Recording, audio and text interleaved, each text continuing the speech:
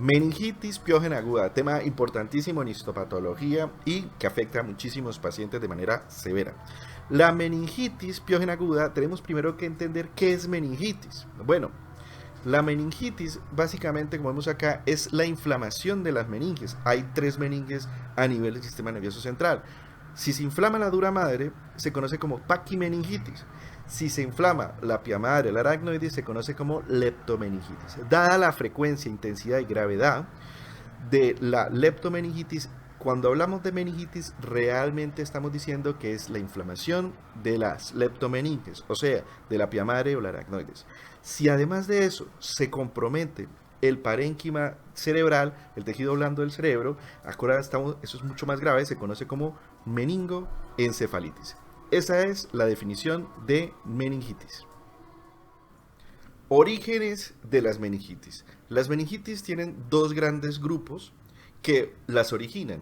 En primera, tenemos aquellas meningitis que se originan por causas no infecciosas, como por ejemplo la posradioterapia en cuestiones o pacientes con cánceres, las lesiones químicas o las neoplasias, o la neoplasia directamente por la lesión neoplásica, más no por la posradioterapia.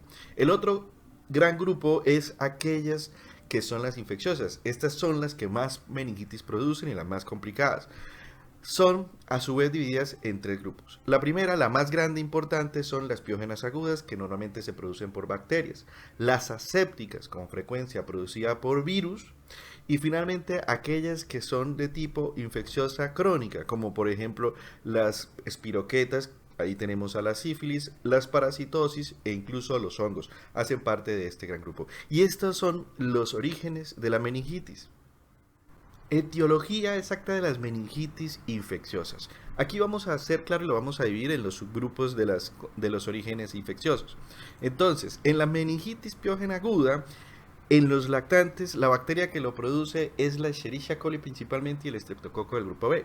En adultos jóvenes, la Neisseria meningitidis es la más importante que produce meningitis piógena aguda. En los adultos mayores tenemos al Streptococcus pneumoniae o neumococo o a la Listeria monocytogenes. En el caso de la meningitis crónica tenemos a la Mycobacteria tuberculosa, a las espiroquetas, que a través del treponema pálido van a producir la neurosífilis, y a los hongos. Y finalmente, la meningitis aséptica aguda, causada, ojo con esto, por enterovirus, ¿sí? Virus intestinales. También por el género de la influenza y por el virus de la coriomeningitis linfocítica. Estos son los orígenes o la etiología de las meningitis más comunes de tipo infecciosos.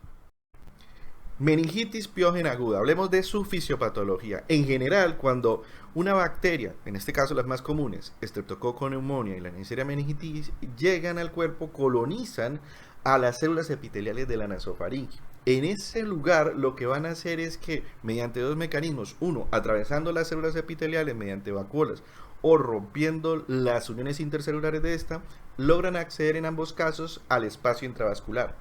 En el espacio vascular o en el torrente sanguíneo evitan mediante una cápsula de polisacáridos que las rodeas a las defensas del cuerpo. Luego esto les permite llegar a los plexos coroideos, que es donde se forma el líquido cefalorraquídeo. Allí logran penetrar a las células endoteliales y acceder al líquido cefalorraquídeo.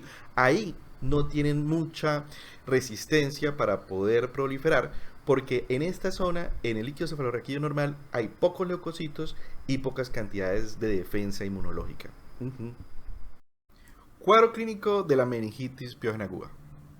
Clínica combinada. Ojo con esto. Estos cuadros son agudos, ¿sí?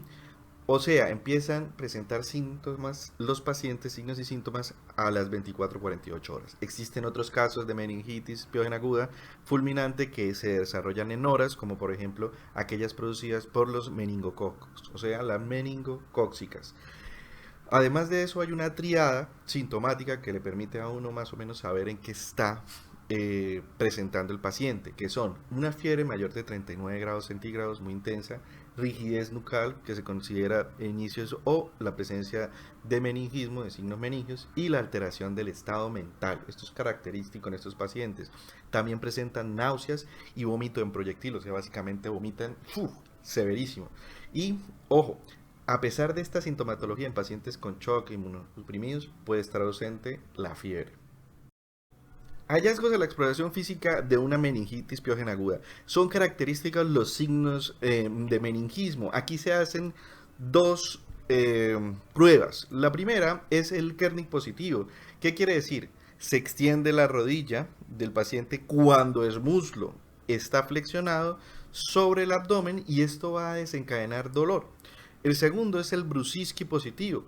¿Qué quiere decir? Que la flexión del cuello con el paciente en posición de cúbico supino, o sea, boca arriba, provoca una flexión, ¿sí?, en respuesta de las caderas y las rodillas. ¿Listo? Estos son dos signos positivos y que de una vez hay que sospechar meningitis. Hay unas secuelas que se pueden presentar en pacientes con meningitis aguda. 10% presentan focalidad neurológica, hay crisis epilépticas, parálisis craneales, laberintitis, y esto es más común, la laberintitis, en meningitis neumocóxica. Análisis morfológico de la meningitis aguda piógena. Empecemos por el macroscópico. En los hallazgos macroscópicos, primero va a haber una acumulación de pus en el espacio subaracnoideo a nivel de los surcos y la base del encéfalo, lo que nos produce un líquido cefalorraquídeo purulento o turbio. En segundo lugar, en los casos fulminantes se ve lo anterior, pero también va a haber una inflamación de los ventrículos, conocido como ventriculitis, y una cubierta fibrinosa en las paredes de la parte estructural.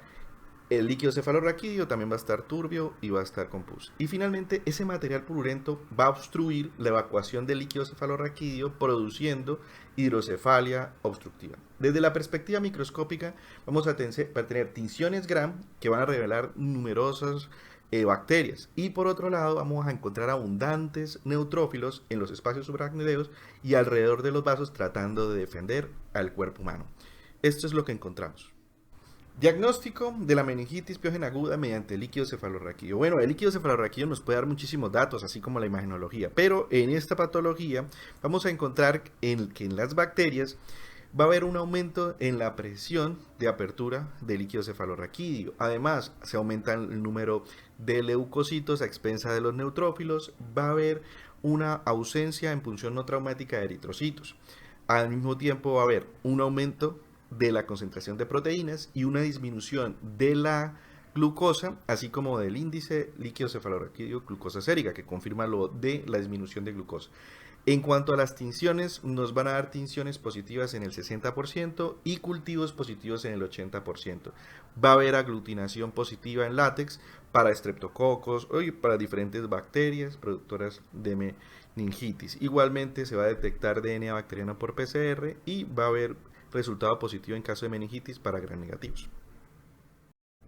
Terminando esta gran secuencia de meningitis piógena aguda, vamos con los tratamientos de esta patología. ¡Ojo!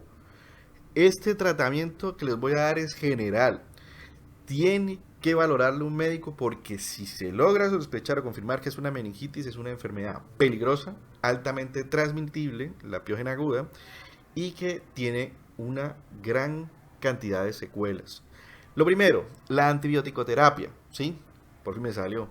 Lo primero es la eliminación de las bacterias, ¿sí? Apenas se sospeche, se inicia antibiótico-terapia. El médico definirá qué tratamiento específico. Lo segundo, los corticoides. ¿Para qué? Para disminuir la respuesta inflamatoria, que generalmente es la que más daño hace, la respuesta que nosotros damos contra esta infección. Y finalmente, en el caso de que se detecte hipertensión intracraneal, manejo de esa hipertensión intracraneal, pero generalmente eso se hace en unidad de cuidados intensivos, no se hace de otra manera. Ojo con eso, ténganlo en cuenta, y eso lo da el médico.